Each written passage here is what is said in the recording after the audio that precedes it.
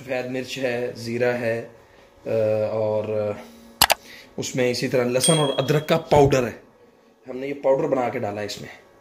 उसके साथ ये फ़ायदा होता है जी कि आपका जो ये जो खाने का जो टेस्ट है वो डबल अप हो जाएगा।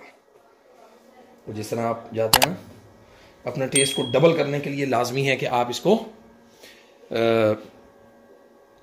ज़ीरा इसका अदरक और पाउडर का जो पेस्ट है वो लाजमी डालें। अब मैं आपको फ्राई की तरफ लेके जा रहा हूँ। ले जी, अब आ गई है हमारी फ्राई की बारी। इसको पीस को उठाएं, दाएं हाथ से बिस्मिल्लाह पढ़ के इसको इसमें डाल दें।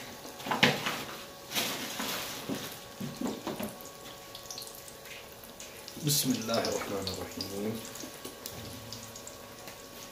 वो मैं मुबशर सदीक तो नहीं हूँ, लेकिन ये जी इस तरह पीस आप इसको फ्राई करें।